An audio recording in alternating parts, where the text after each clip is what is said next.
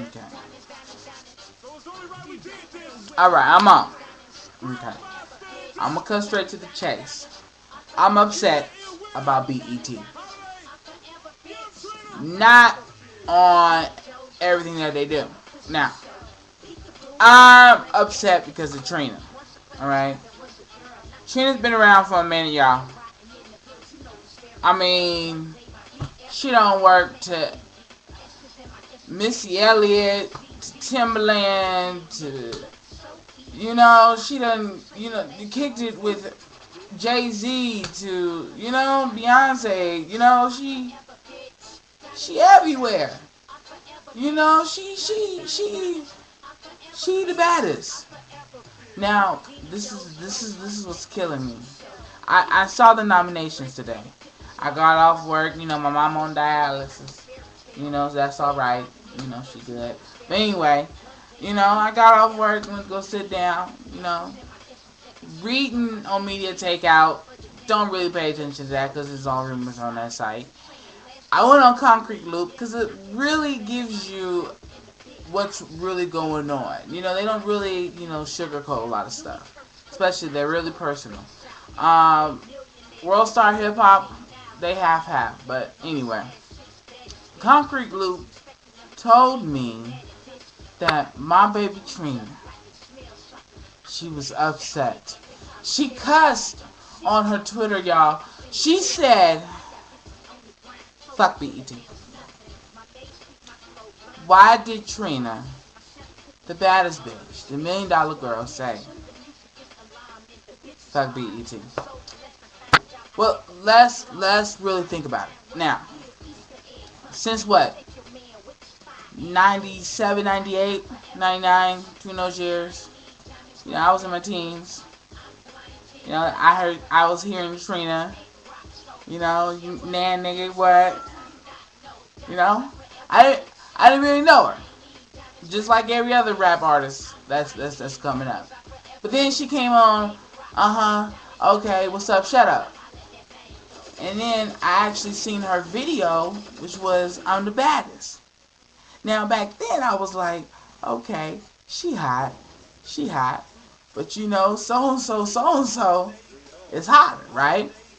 So as years went and I got older, I actually got a hold of Trina's CD. I was like 16, 17 when I actually got her CD. And she came out with her second CD at that time as well, which is Diamond Princess.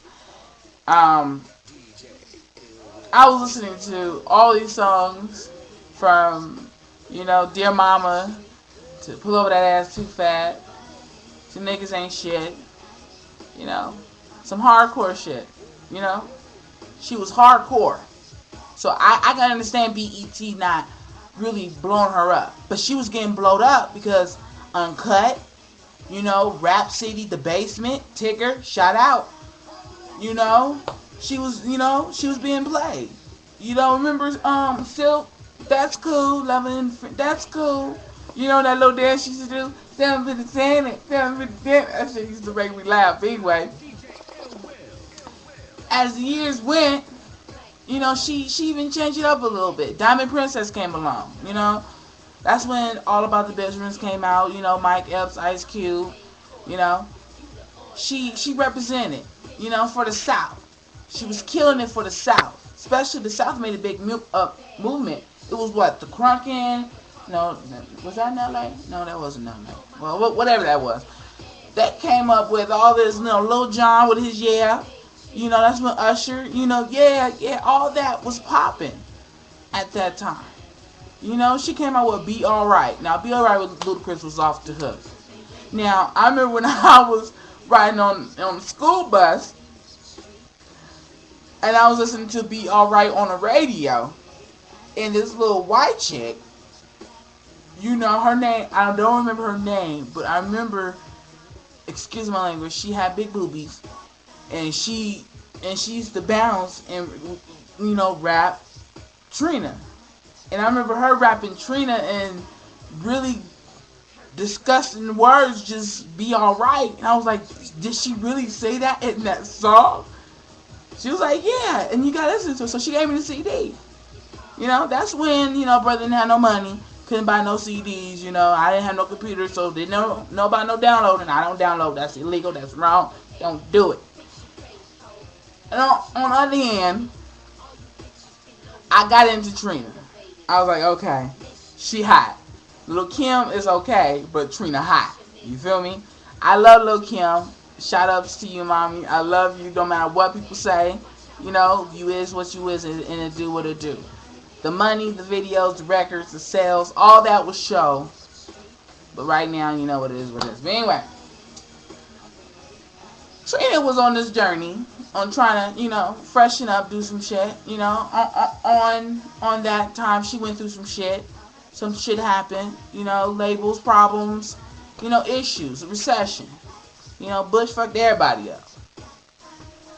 So, I say what? 2004, 2005, 6, she comes out with Glamorous Life. Now, let me tell you about Glamorous Life. That was my album. She had Dr. Dre, Snoop Dogg, Manny Fresh, Plows, I think that's how you say it. I'm sorry, bro. And to let you listen to Plows on that Trina song, So Fresh, he rapped kind of like he did now, but I could really understand him when he was rapping with Trina. I don't know, because he was dazed by Trina, I don't know. But, that's just a look up. But now, on Glamorous Life, she was being respected.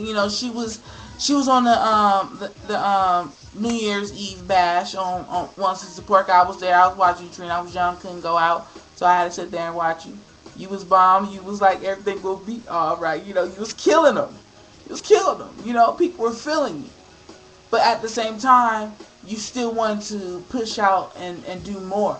Even though the black community they know Trina, you wanted the world to know Trina. Feel me? That's what I feel. So Glamorous Life, after that, it pushed you further. You came out with some mixtapes, Rock Stars and all that. You came out with some cameos, You was in some other songs that was, pretty hot and made some number ones, made the club bounce. At the same time, I was too young to go to the club. But, it is what it is. So, with that said, you come out with the baddest bitch. Still the baddest bitch. Trina. You feel me? That album was off the hook. I don't think people really actually listened to her album and understood what she was saying. She wasn't beefing. She wasn't throwing names at bitches. Well, no, wait a minute. The one with Kaya, that shit was funny. When she said something about, go to bed with your eyes all looking rusty. Some shit like that. But anyway, I was sitting down when I heard I'm still the baddest. And she was like, the baddest bitches, what the fuck they yelling? She's not real. That one's fake. It was just like, there is a lot of fake ones. You feel me? And they recognize the fake ones than the real ones. You understand that? I hope you do, because I ain't explaining them all. Now, after she did, Still the Baddest, she became that household name. People start noticing Trina. Trina was, woo.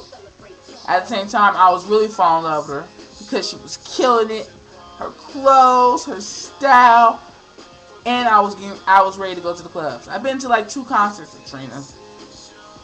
One in LA, and I believe in two in LA and one out here in Vegas.